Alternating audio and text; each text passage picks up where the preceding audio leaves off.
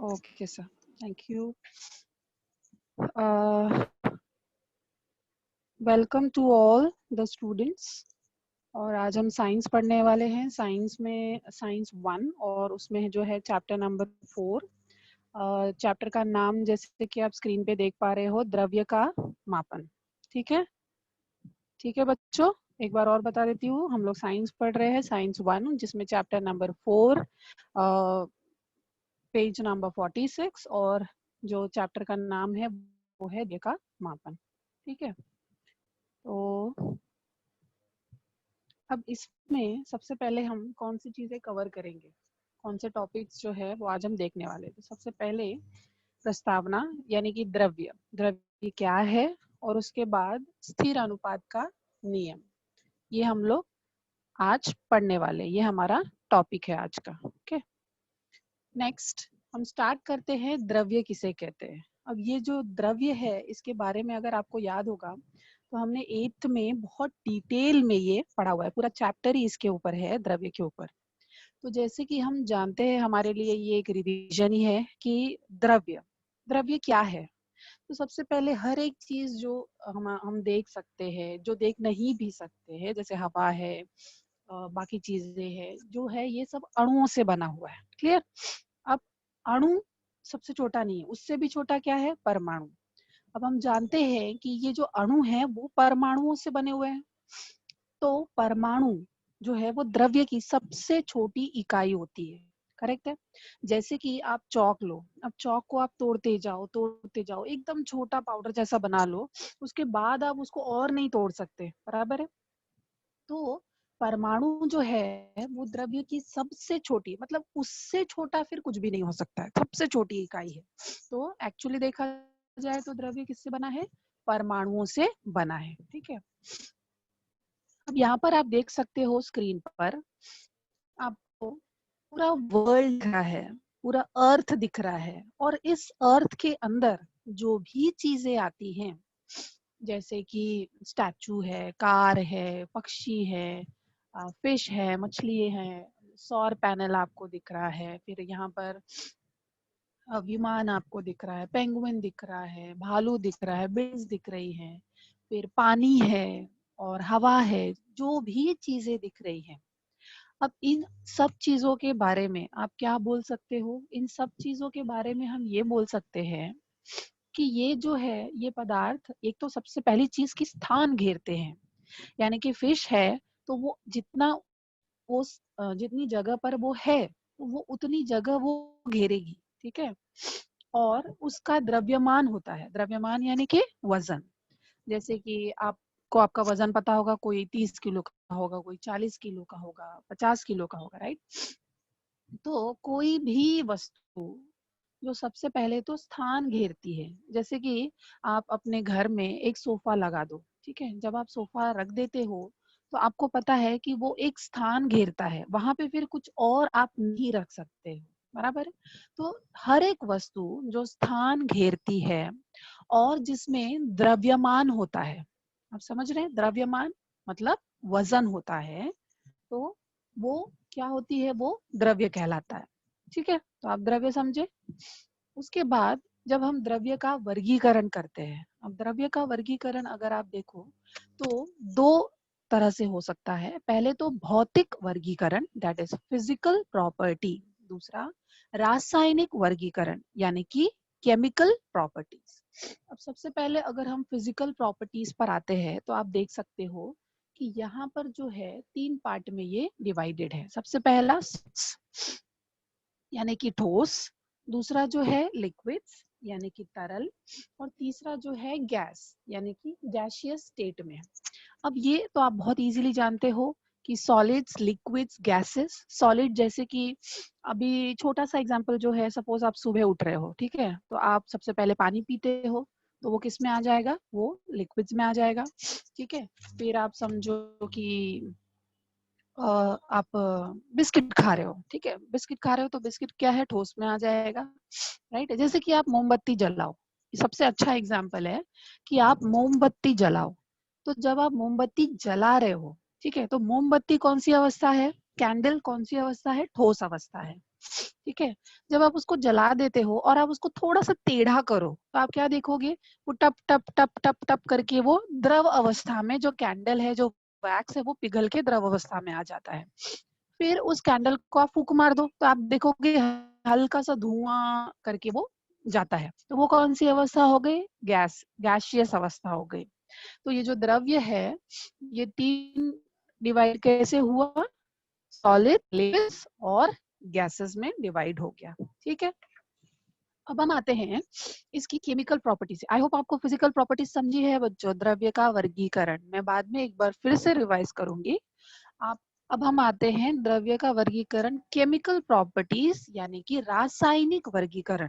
Physical property आप जानते हो कि एक जो है वो दूसरे में कन्वर्ट कर सकते हैं, दूसरे को फिर से कन्वर्ट कर सकते हैं। जैसे कि आप बर्फ ले लो, भौतिक वर्गीकरण, बर्फ जो है ठोस है, ठीक है, फिर उसको पिघला दो आप तो वो हो जाएगा लिक्विड्स में कन्वर्ट हो जाएगा, पानी बन जाएगा। फिर उसको और आप गर्म करो तो वो गैसियस अवस्था में चला जाएगा, यानी कि भाप बन के उड़ जाएगा। अब आप उस भाप को फिर से इकट्ठा करो और उसको ठंडा करो तो फिर से वो पानी बन जाएगा। और उस पानी को फिर से आप फ्रिज में रख दो तो फिर से सॉलिड बन जाएगा। तो ये भौतिक वर्गीकरण हो गया। ठीक है। अब आते हैं रासायनिक वर्गीकरण में आप देखोगे जो इनके 3 डिवीजन है, एलिमेंट्स, कंपाउंड्स, मिक्सचर। सबसे पहला हो गया तत्व, यौगिक और मिश्रण। अब ये द्रव्य के तत्व, यौगिक और मिश्रण ऐसे 3 प्रकार बनते हैं। ओके। तो सबसे पहले अगर हम तत्व पर आए तो हमने देखा है कि किसी तत्व या किसी यौगिक, ओके, किसी तत्व या किसी यौगिक के सभी अति सूक्ष्म कण जो होते हैं, आप परमाणु ले लो, अणु ले लो, अति सूक्ष्म कण तो परमाणु हो जाएंगे, जैसे होते हैं किस तत्व के और यौगिक के। ओके। लेकिन मिश्रण जो सबसे लास्ट वाला है, मिश्रण के जो सूक्ष्मतम कण है ये 2 हो सकते हैं, 2 से अधिक किसी भी प्रकार के हो सकते हैं। अब जैसे मैं तत्व पर आती हूँ, यहाँ पर देखो ये जो टेबल है इससे आपको बहुत ही अच्छे से क्लियर होगा। ये तत्व, ठीक है। अब आप देख रहे हो जैसे कि एग्जाम्पल है नाइट्रोजन अणु। तो आप देख सकते हो कि इस नाइट्रोजन अणु में सिर्फ और सिर्फ नाइट्रोजन के ही अणु है, इसमें और कुछ भी मिक्सचर नहीं है। अगर और कुछ मिक्स किया तो वो या तो यौगिक बन जाएगा या मिश्रण बन जाएगा। ठीक है। तो तत्व यानी कि जो है के सूक्ष्मतम कण में एक ही प्रकार के परमाणु होते हैं। नाइट्रोजन है तो नाइट्रोजन के ही परमाणु होंगे, और अगर मैंने ऑक्सीजन लिया तो ऑक्सीजन के ही परमाणु होंगे। ठीक है। अब जैसे यौगिक है तो यौगिक के सूक्ष्मतम कण में 2 या 2 से अधिक प्रकार के परमाणु तो होंगे, जैसे नाइट्रोजन भी है, ऑक्सीजन भी है एक दूसरे से, लेकिन ये जुड़कर बने हुए हैं। नाइट्रोजन डाइऑक्साइड, देखो इसमें नाइट्रोजन भी है, ऑक्सीजन भी है। नाइट्रिक ऑक्साइड, नाइट्रोजन भी है, ऑक्सीजन भी है। अब अगर आते हैं मिश्रण के ऊपर, तो मिश्रण के जो सूक्ष्मतम कण है, या तो 2 या 2 से अधिक तत्व यौगिक के परमाणु अणु दोनों होते हैं। जैसे कि N2 है, NO2 का मिश्रण है, N2 और O2 का मिश्रण है। ठीक है। तो ये एग्जाम्पल से आपको आई थिंक बहुत ही अच्छे से क्लियर हुआ होगा। अगर एक ही है सूक्ष्मतम, एक ही प्रकार है तो वो तत्व हो गए। देखो यहाँ पर थर्ड वाला,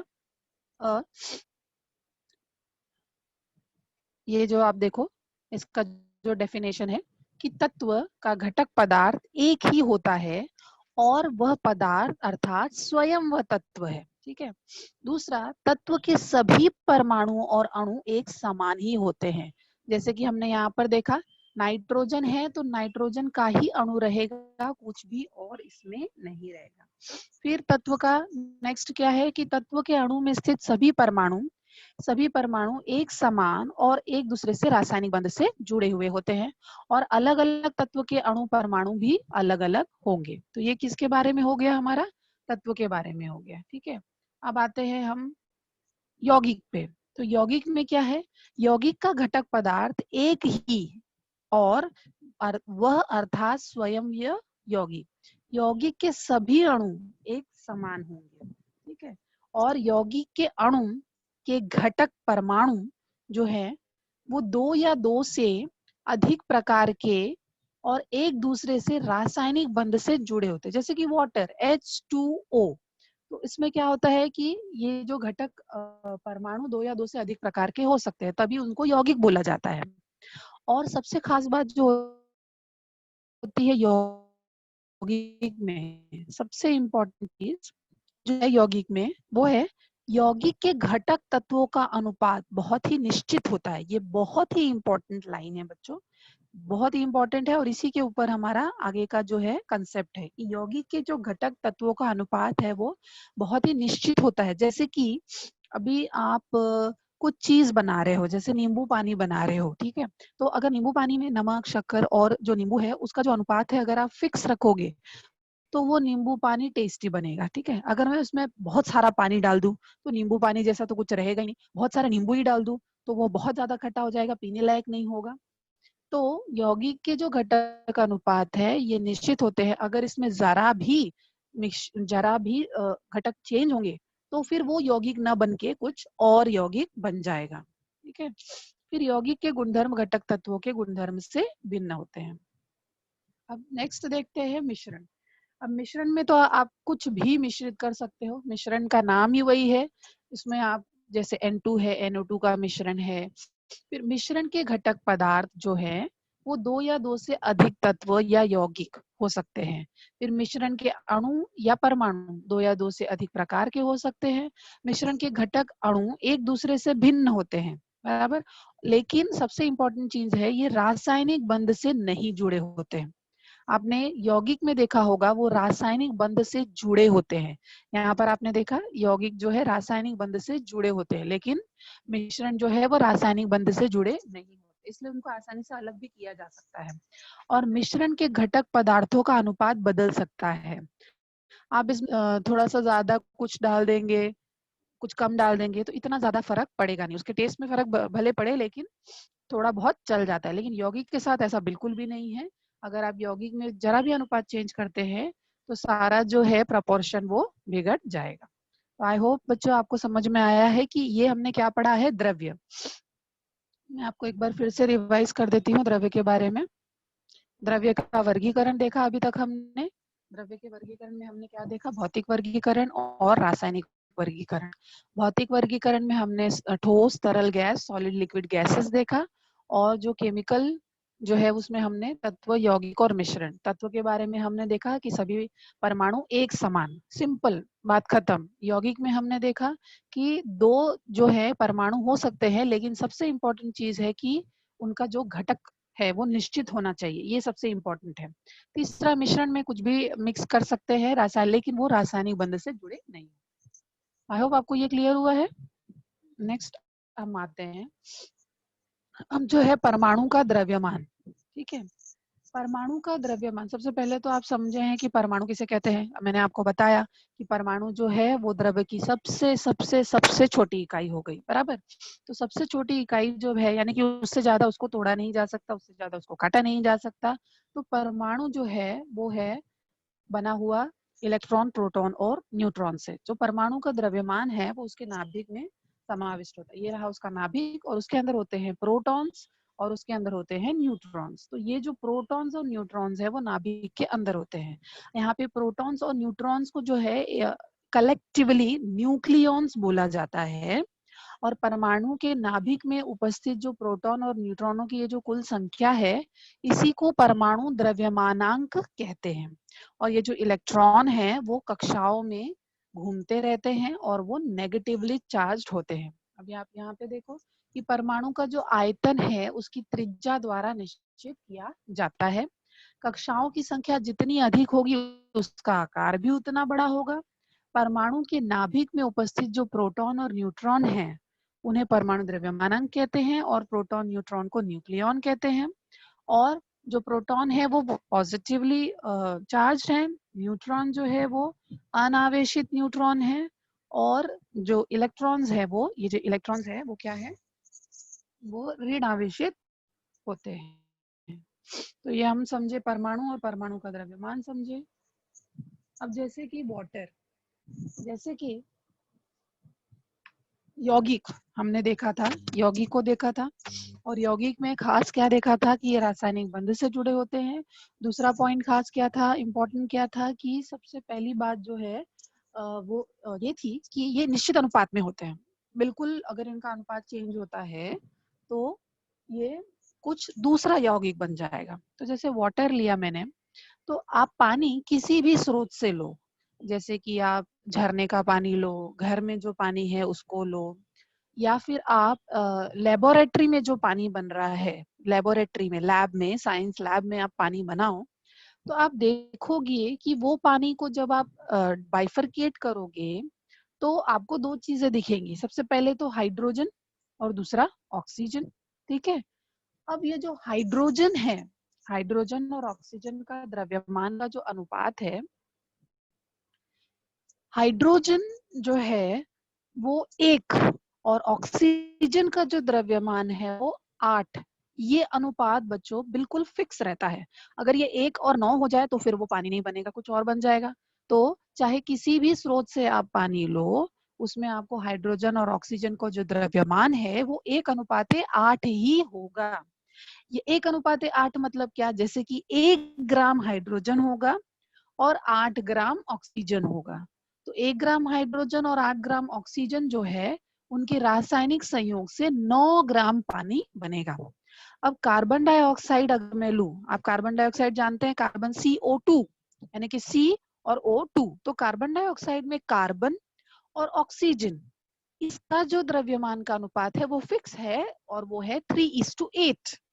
यानी कि 44 ग्राम कार्बन डाइऑक्साइड अगर मैं लेती हूँ, 44 ग्राम, तो उसमें 12 ग्राम कार्बन होगा और 32 ग्राम ऑक्सीजन होगी। ठीक है। तो 12 ग्राम कार्बन बनेगा और 32 ग्राम ऑक्सीजन जब मिलाया जाएगा तो 44 ग्राम का कार्बन डाइऑक्साइड बनेगा। तो ये यौगिक है और ये फिक्स है। जैसे कि मैंने आपको पानी के बारे में बताया, तो देखो वो इस तरह से कुछ जुड़ा रहता है। एक ऑक्सीजन है और हाइड्रोजन है, तो 1 ग्राम हाइड्रोजन और 8 ग्राम ऑक्सीजन। अब यहाँ पे आप देखो जो दूसरा डायग्राम है, हाइड्रोजन जो है वो अपना एक एक आयन ऑक्सीजन को देके धन बन जाता है, पॉजिटिव बन जाता है, और ऑक्सीजन जो है वो इन दोनों से एक एक आयन लेके जो है वो नेगेटिवली चार्ज्ड हो जाता है। अब मैंने आपको कार्बन डाइऑक्साइड के बारे में बताया, तो उसका जो चित्र है, जो केमिकल फॉर्मूला है, वो कार्बन, आप देखो डबल बॉन्ड ऑक्सीजन से जुड़ा हुआ है। तो आपने देखा कि कार्बन जो है वो 12 ग्राम्स और ऑक्सीजन जो है वो 32 ग्राम्स, तो टोटल 44 ग्राम का कार्बन डाइऑक्साइड हमारा बनता है। ये अनुपात उसका होता है। जो नेक्स्ट टॉपिक हम पढ़ने वाले हैं वो उसी से रिलेटेड है कि ये जो स्थिर अनुपात का नियम है, जैसे हर चीजें स्थिर अनुपात में है, ये किसने बताई? तो ये जो है ये लॉ फ्रेंच वैज्ञानिक प्राउस्ट का लॉ है। ये 1797 में उन्होंने लॉ ऑफ कांस्टेंट प्रोपोर्शन ये उन्होंने रखा, और इसमें उन्होंने बताया कि यौगिकों के विभिन्न नमूनों के घटक तत्वों के द्रव्यमानों का अनुपात सदैव स्थिर रहता है। ये बहुत बहुत बहुत ही आसान डेफिनेशन है बच्चों। आप इसका ध्यान रखो। यौगिकों, जैसे आप पानी को ले लो, यौगिक या पानी है, तो यौगिकों के विभिन्न नमूनों के घटक तत्व, यानी कि पानी यौगिक है और उसके विभिन्न नमूने घटक कौन से हैं? हाइड्रोजन और ऑक्सीजन। तो ये जो हाइड्रोजन और ऑक्सीजन ये जो तत्व है, बराबर है, तो इनका जो द्रव्यमान है वो क्या है? वो स्थिर है, सदैव स्थिर है। यानी कि ऑक्सीजन जो है वो 8 है और हाइड्रोजन जो है वो 1 है। तो इसको चेंज नहीं किया जा सकता है। तो उसी चीज को यहाँ पे नियम के स्वरूप में लिखा है कि यौगिकों के विभिन्न नमूनों के घटक तत्व जो होते हैं और उनका जो द्रव्यमान होता है, उनका अनुपात हमेशा हमेशा यानी कि सदैव स्थिर होता है।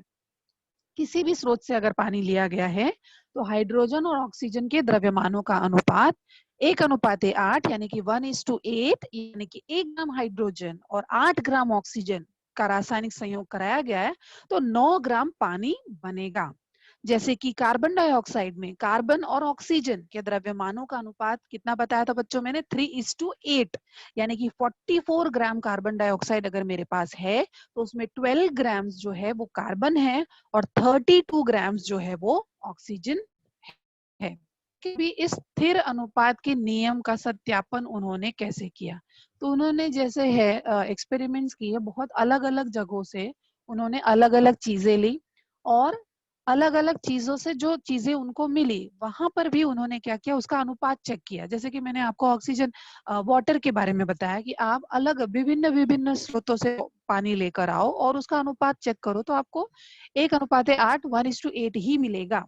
तो उन्होंने इसका सत्यापन कैसे किया, जैसे अनेक यौगिक विभिन्न प्रकार से बनाए जाते हैं, तो उन्होंने क्या किया, कॉपर कार्बोनेट CuCO3 का विघटन किया और विघटन से और कॉपर नाइट्रेट यानी कि CuNO3 का विघटन किया। तो कॉपर कार्बोनेट का विघटन करेंगे तो कॉपर ऑक्साइड मिलेगा, कॉपर नाइट्रेट का विघटन करेंगे तो भी कॉपर ऑक्साइड मिलेगा।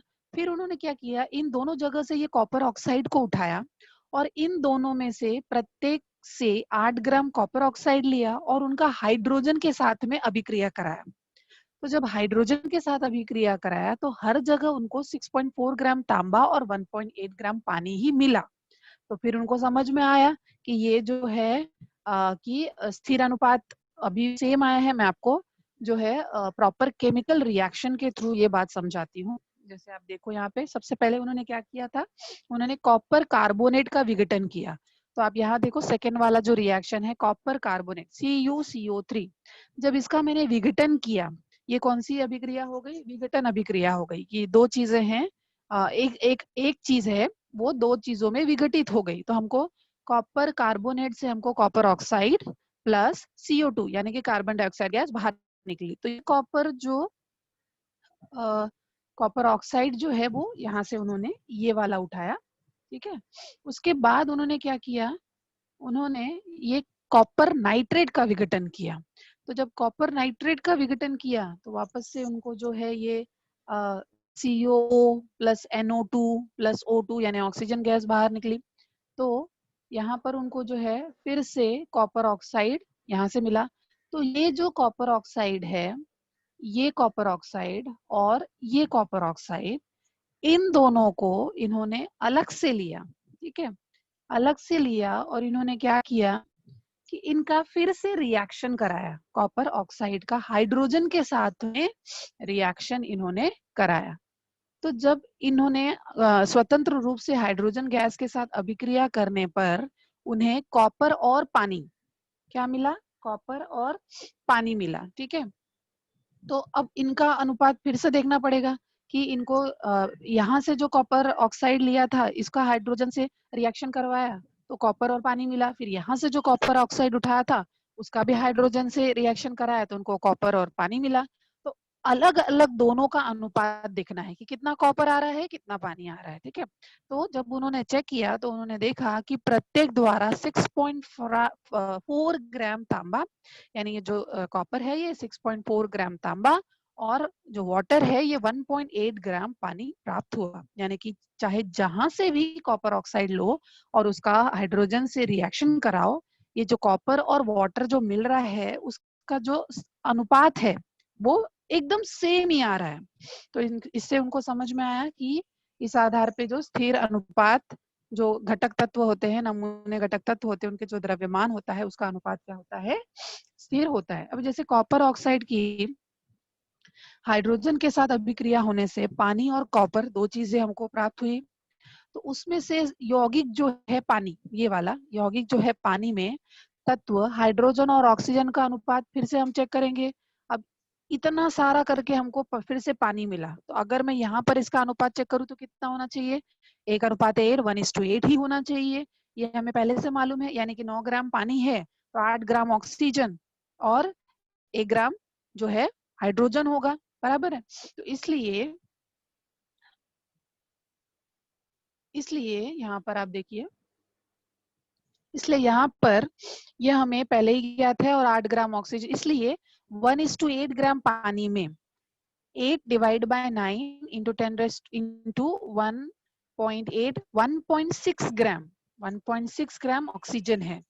यह ऑक्सीजन 8 ग्राम कॉपर ऑक्साइड से प्राप्त हुई है। तो इसका अर्थ क्या है, इसका अर्थ यह है कि कॉपर ऑक्साइड के दोनों नमूने में से दोनों नमूने, जो एक कॉपर नाइट्रेट से विघटन करके लिया था, दूसरा जो कॉपर कार्बोनेट से विघटन करके लिया था, दोनों नमूनों में जो है प्रत्येक के 8 ग्राम राशि में 6.4 ग्राम कॉपर और 1.6 ग्राम ऑक्सीजन है, और उसे कॉपर और ऑक्सीजन के द्रव्यमान का अनुपात 6.4 अनुपाते 1.6, दैट इज 4 अनुपाते 1। इसको आप डिवाइड करो, ये 64 है, ये 16 है, तो 16 चौके 64 होता है, अर्थात 4 अनुपाते 1।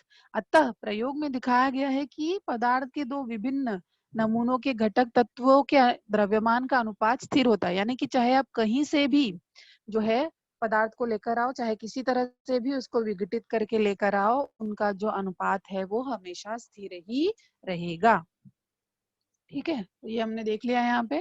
फिर से मैं आपको एक बार वापस से बता दे रही हूँ रिएक्शन कैसे किया है, स्थिर अनुपात का नियम कैसे किया है। सबसे पहले क्या किया है, कॉपर ऑक्साइड हमको चाहिए, तो कॉपर ऑक्साइड उन्होंने दो तरीके से लिया। पहले कॉपर नाइट्रेट को विघटित कर दिया, तो वो कॉपर ऑक्साइड नाइट्रोजन डाइऑक्साइड और जो है ऑक्सीजन में कन्वर्ट हुआ, तो यहाँ से कॉपर ऑक्साइड उठाया। फिर कॉपर कार्बोनेट जो है उससे कॉपर ऑक्साइड उठाया, कार्बन डाइऑक्साइड गैस। इन दोनों को जो है इसको अलग से जो है हाइड्रोजन से रिएक्शन किया, इसको अलग से हाइड्रोजन से रिएक्शन किया। दोनों ही मामलों में हमको कॉपर और हाइड्रोजन, कॉपर और वाटर मिला। ठीक है, फिर उस कॉपर को, वाटर का तो अनुपात 1:8, और जो है इस तरह से जो है कॉपर ऑक्साइड के अणुसूत्र के आधार पर घटक तत्वों के द्रव्यमानों का अनुपात क्या है ये पता किया। और कॉपर और ऑक्सीजन का परमाणु द्रव्यमान जो है 63.5 है और ऑक्सीजन का 16 है, तो जो भारात्मक अनुपात है वो 63.5 अनुपाते 16 अर्थात लगभग 4 अनुपाते 1 आया है। ठीक है,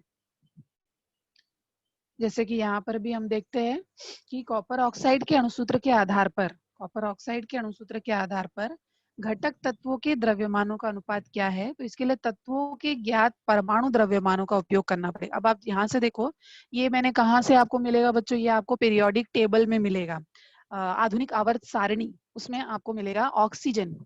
ठीक है, इसका परमाणु क्रमांक कितना हो गया, 8। कैसे परमाणु क्रमांक 8 हुआ, क्योंकि इसमें जो इलेक्ट्रॉनों की संख्या है वो बराबर होती है परमाणु की परमाणु क्रमांक। ठीक है, तो ये हो गया 8 और इसका जो परमाणु द्रव्यमानांक है वो है 15.999। उसी तरह से कॉपर, इसका जो परमाणु क्रमांक है 29 और इसका जो भार है वो 63.546 है। और हाइड्रोजन बच्चों की, जैसा कि हम जानते हैं कि आधुनिक आवर्त सारणी की दीर्घ जो सारणी है उसमें इसका जो परमाणु क्रमांक है वो है 1, यानी कि ये सबसे पहला तत्व जो है आधुनिक आवर्त सारणी का वो कौन है, हाइड्रोजन है, और इसका भार जो है 1.008 है। तो इसमें हमने क्या देखा कि कॉपर ऑक्साइड के अणुसूत्र द्वारा अणुसूत्र के आधार पर घटक तत्वों के द्रव्यमानों का अनुपात जो है निकालना है। कॉपर और ऑक्सीजन, जैसे कि यहाँ पे कॉपर आपको दिख रहा है, तो ये जो कॉपर है इसका और ऑक्सीजन का परमाणु द्रव्यमानांक, तो कॉपर का परमाणु द्रव्यमानांक यहाँ पर आपको टेबल में से मिल जाएगा 63.546। ठीक है, और ऑक्सीजन का परमाणु द्रव्यमानांक वो भी आपको टेबल में से मिल जाएगा, तो ये ऑक्सीजन है 15.9। 15.999 तो आप इसको 16 पकड़ सकते हो, बराबर है, और 63.546 तो ये आप 64 ले सकते हो। तो यहाँ पर आप देखो कॉपर और ऑक्सीजन का परमाणु द्रव्यमान क्रमशः 63.5 और 16 है, जो मैंने पीरियोडिक टेबल से लिया है। अर्थात कॉपर ऑक्साइड, अब मैं पूरा कॉपर ऑक्साइड अगर लूं तो उसके अणु जो है उसमें घटक तत्व कौन हो गए, कॉपर और ऑक्सीजन हो गया, तो इसका भारात्मक अनुपात कितना हो गया, तो इस कॉपर का हो गया 63.5, ऑक्सीजन का हो गया 16। ये हमको कहाँ से मिला बच्चों, ये हमको पीरियोडिक टेबल से मिला है। अर्थात अब मैं इसको डिवाइड करूं, अब 63.5 को आप 64 समझ लो, तो 16 चौके 64, तो ये जो हो गया 4 अनुपाते 1। आपको समझा है बच्चों, फिर से मैं बता रही हूँ, ये है ऑक्सीजन, ये मैंने आपको दिखाने के लिए अलग से लिया है, ये आप पीरियोडिक टेबल से पूरे 117 118 जो तत्व हैं सबका पीरियोडिक टेबल से परमाणु क्रमांक और परमाणु भार निकाल सकते हैं। यहाँ पे चूंकि हम लोग कॉपर ऑक्साइड की बात कर रहे हैं, तो इसीलिए मैंने कॉपर यहाँ पर परमाणु क्रमांक 29 और भार 63.5 और ऑक्सीजन परमाणु क्रमांक 8 और भार 15.99 यानी कि 16। तो अगर कॉपर ऑक्साइड का अणु देखूं मैं तो उसमें मुझे मिल रहा है कॉपर और ऑक्सीजन, और उसका भारात्मक अनुपात यानी कि उसके द्रव्यमान का अनुपात कितना हुआ, तो कॉपर का 63.5 पकड़ा है और ऑक्सीजन का 16। अब 63.5 तो 64 ही होता है, तो 16 16 चौके 64 यानी कि 4 अनुपाते 1 हमको मिला है। और ये फिक्स है। प्रयोग द्वारा प्राप्त हुए घटक तत्वों के द्रव्यमान का अणुसूत्र द्वारा ज्ञात किए गए अपेक्षित अनुपात के समान होता है, अतः स्थिर अनुपात के नियम का सत्यापन होता है। आई होप आपको समझ में आया है बच्चों। अब जैसे कि फिर से मैं आपको बताऊं, जैसे कि ऑक्सीजन का एक बार फिर से मैं रिवाइज कर देती हूँ स्थिर अनुपात के नियम पे।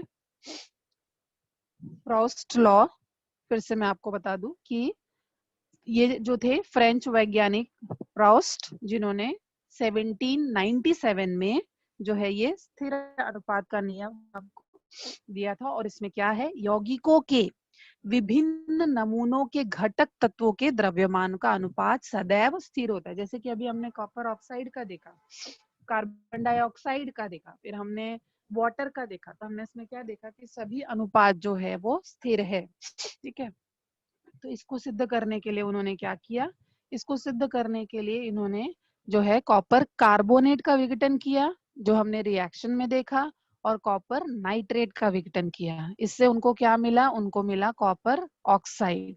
और कॉपर ऑक्साइड का फिर उन्होंने क्या किया, कॉपर दोनों जगह से कॉपर ऑक्साइड को लिया और उन्होंने जो है हाइड्रोजन से रिएक्शन कराया। तो जब हाइड्रोजन से रिएक्शन हुआ तो दोनों में उनको कॉपर और वाटर मिला।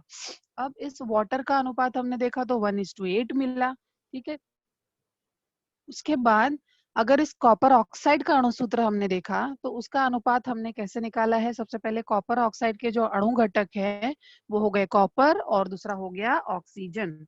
अब कॉपर का जो परमाणु द्रव्यमानांक है वो कितना है, 63.546 यानी कि 64। और जो ऑक्सीजन का भारात्मक अनुपात है वो कितना हो जाएगा, 16 हो जाएगा। तो जो अनुपात अगर निकालेंगे तो वो 4:1 आएगा। ठीक है, अब आई होप आपको ये स्थिर अनुपात का नियम अच्छे से समझ में आया है।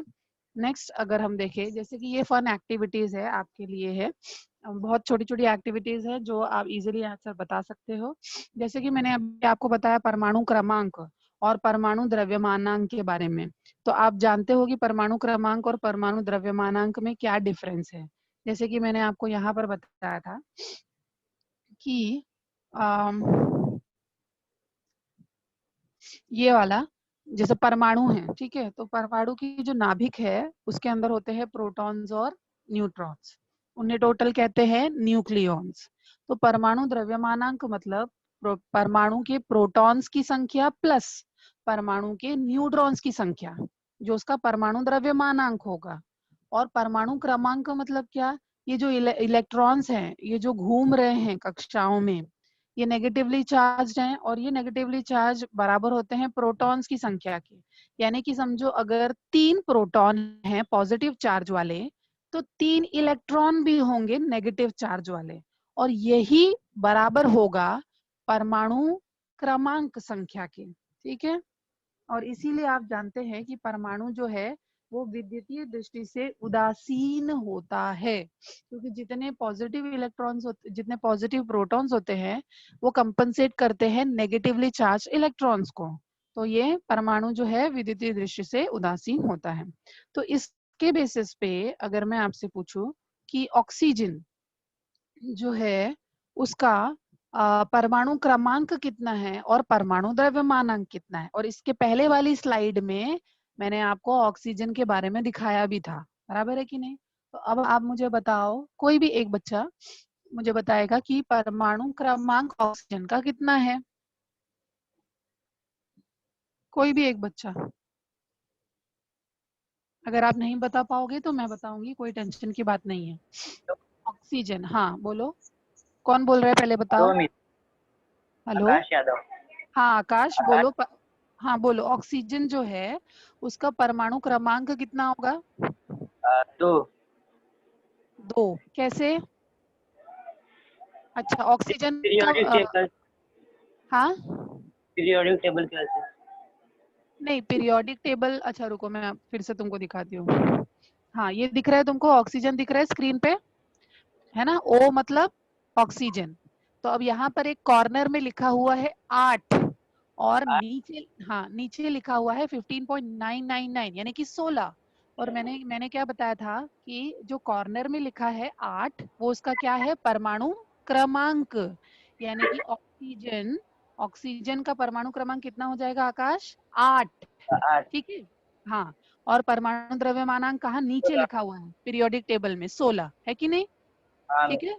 हाँ, तो ये फिर से परमाणु कोशिश क्रमांक, करो। परमाणु क्रमांक जो है वो 8 ऐसे होगा। जैसे कि हम जानते हैं परमाणु में पहली कक्षा में कितने इलेक्ट्रॉन हो सकते हैं, 2। पहली कक्षा में 2, दूसरी कक्षा में 8, बराबर। तो अब ये 8 है, तो पहली कक्षा में 2 जाएगा, दूसरी कक्षा में 6, तो 6 और 2 टोटल हो जाते हैं 8। ठीक है। अगर मिस आप, हाँ बोलो। मिस ऑक्सीजन तत्व कौन सी अवस्था में होते हैं? ऑक्सीजन जो है वो बेटा गैसीय अवस्था है। अरे ठीक है। ठीक है। अब अभी अभी जो है पहले वाली स्लाइड में मैंने एकदम क्लियर बताया था कि परमाणु द्रव्यमानांक क्या होता है। तो मुझे बताओ कि परमाणु द्रव्यमानांक, अभी बताया था परमाणु द्रव्यमानांक ऑक्सीजन का कितना लिखा था नीचे वाला, बताओ। 16। 16, वेरी गुड।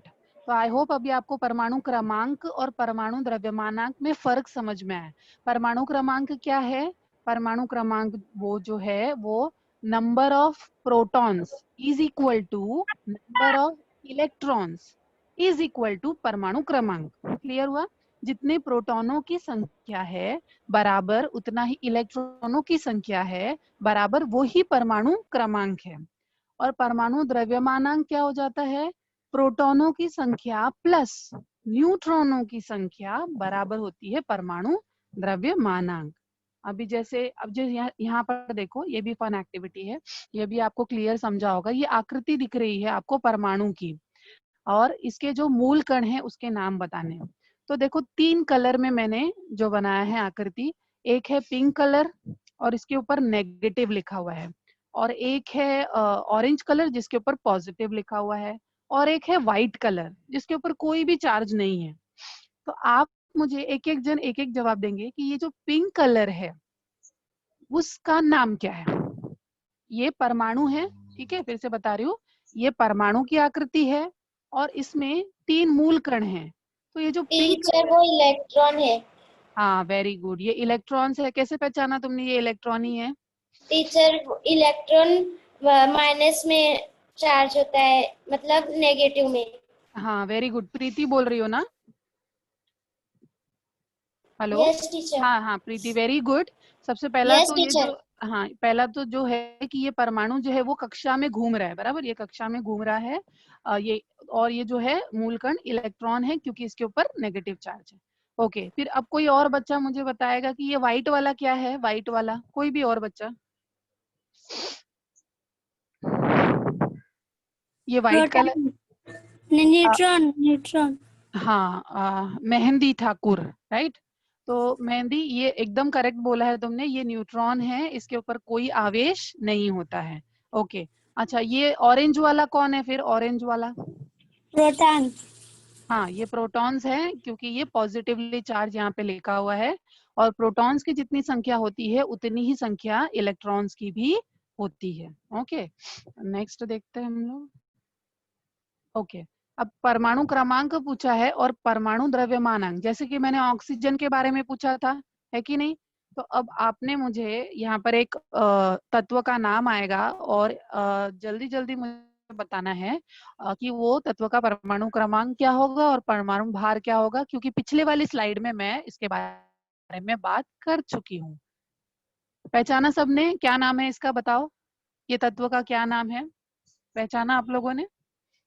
अभी पिछली वाली स्लाइड पे पढ़ा था हमने, कोई भी बताओ। ये जो कॉपर मिस। हाँ आकाश बोल रहा है ना। हाँ यस ये मिस। हाँ कॉपर है, वेरी गुड आकाश। अब आकाश मुझे बताओ इसका परमाणु क्रमांक क्या बताया था मैंने पिछली वाली स्लाइड में, इसका याद, परमाणु क्रमांक हाँ हाँ याद है कि स्लाइड दिखाना, दिखाओ, बताओ 29। परमाणु क्रमांक। रुको हम चलते हैं पीछे कॉपर स्लाइड का के ऊपर। परमाणु हाँ ये देखो अभी दिख रहा है सामने, तो कॉपर का परमाणु क्रमांक कितना है बताओ। 29। हाँ 29 कॉपर का परमाणु क्रमांक हो गया। तो परमाणु द्रव्यमानांक कितना हो गया, ये 29 जो है वो परमाणु क्रमांक, तो परमाणु अशफाक बोल रहे हो ना? 63.546। Very good. ओके, तो ये हमको परमाणु क्रमांक समझा है और परमाणु द्रव्यमानांक समझा है। तो आई होप बच्चों आप लोगों को जो ये है स्थिर अनुपात का नियम, द्रव्य, परमाणु क्रमांक, ये सारी चीजें प्रॉपर समझ में आई होंगी।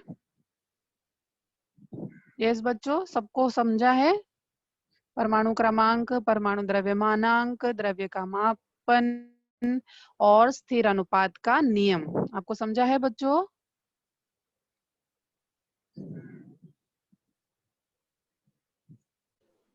Hello teacher, good morning. स्थिर हेलो, नियम का। आई होप सब समझा है बच्चों आप लोगों को? Yes teacher. हाँ सुमित, टीचर स्थिर सुमित नियम आवाज का, नहीं आ रही। स्थिर अनुपात का क्या? स्थिर अनुपात का नियम क्या होता है? स्थिर अनुपात का नियम क्या होता है? अच्छा, तो स्थिर अनुपात का नियम के ही ऊपर अपना पूरा चैप्टर था सुमित। स्थिर अनुपात का नियम जो है वो लॉ ऑफ कांस्टेंट प्रोपोर्शन है, जिसे फ्रेंच वैज्ञानिक प्राउस्ट ने जो है प्रतिपादित किया था, और उन्होंने इसको नियम ये बताया है कि यौगिकों के विभिन्न नमूनों के घटक तत्वों के द्रव्यमानों का अनुपात सदैव स्थिर होता है। यानी कोई भी यौगिक आप उठाओ, आप पानी ले लो, कार्बन डाइऑक्साइड ले लो CO2, या फिर आप कॉपर ऑक्साइड ले लो CuO, आप कोई भी यौगिक ले लो, उसके जो विभिन्न नमूने घटक हैं, यानी कि कॉपर ऑक्साइड में Cu और O, वाटर आप लो H2O में H और O, आप कार्बन डाइऑक्साइड में ले लो C और O, तो कोई भी जो नमूने घटक तत्व हैं, उनका जो द्रव्यमान है उसका अनुपात सदैव स्थिर ही होगा। जैसे कि वाटर है, ये वाटर इसमें H है और O है, तो इसका जो अनुपात है वो उसके द्रव्यमान का जो अनुपात है वो 1:8 ही होगा। अगर कार्बन डाइऑक्साइड है तो उसमें कार्बन का अनुपात 3 और ऑक्सीजन कॉपर ऑक्साइड का हमने देखा था, तो कॉपर ऑक्साइड में जो है यहाँ पे कॉपर का जो है और ऑक्सीजन का जो भारात्मक अनुपात है वो 4:1 ही होगा। तो यही प्राउस्ट का जो लॉ है कि अगर कोई यौगिक है और उसके अंदर जो विभिन्न नमूने घटक हैं, तो उनके तत्वों का जो द्रव्यमान है वो हमेशा हमेशा स्थिर ही होगा, यानी कि सेम ही होगा। ठीक है सुमित? हेलो आई होप आपको सब समझ में आया है बच्चों। टीचर। हेलो बोलो। हेलो टीचर, आपने बोला हाँ परमाणु। प्रीति बोलो। हाँ टीचर, आपने बोला कि परमाणु द्रव्यमांक अंक वो होता है न्यूट्रॉन प्लस इलेक्ट्रॉन। तो टीचर कॉपर का 63 की आया, 58 क्यों नहीं आया? नहीं, मेरी बात सुनो, मैंने आपसे बोला परमाणु क्रमांक। एक सेकेंड, आप लोग प्लीज कंफ्यूज मत हो। ये देखो परमाणु है ये, अब इस परमाणु में ये जो अंदर है, अंदर इसमें प्रोटॉन्स की संख्या और न्यूट्रॉन्स की संख्या जोड़ दे तो परमाणु द्रव्यमानांक होता है। ठीक है? और इलेक्ट्रॉन ये अलग है, प्रोटॉन्स की संख्या बराबर, आप इस प्रोटॉन्स की संख्या को भूल जाओ, आप सिर्फ इलेक्ट्रॉन की संख्या, जैसे कॉपर जो है उसमें कितने इलेक्ट्रॉन्स होंगे? 29 इलेक्ट्रॉन्स होंगे। कॉपर में कितने इलेक्ट्रॉन्स होंगे? 29 इलेक्ट्रॉन्स होंगे, इसीलिए उसका परमाणु क्रमांक 29 होगा। हाँ, जैसे ऑक्सीजन में कितने इलेक्ट्रॉन है? 8, तो इसलिए उसका परमाणु क्रमांक 8 होगा। सिर्फ इसके इलेक्ट्रॉन के ऊपर डिपेंड करता है परमाणु क्रमांक कितना होगा। तो इलेक्ट्रॉन जो होते हैं उसकी संख्या पे डिपेंड करता है परमाणु क्रमांक। अब जब परमाणु द्रव्यमानांक की बात हो रही है तो यहाँ पर पहले आप लोग डेफिनेशन ध्यान से पढ़ो। डेफिनेशन में क्या है परमाणु द्रव्यमानांक का, ये देखो, परमाणु के नाभिक में जो स्थित हैं प्रोटॉन और न्यूट्रॉन को जब जोड़ा जा रहा है तो वो जो संख्या है वो परमाणु द्रव्यमानांक है। ठीक है, तो टीचर जितने इलेक्ट्रॉन की न्यूट्रॉन संख्या रहेंगे हमेशा उतने ही कम होगी, प्रोटॉन रहेंगे ना। इसीलिए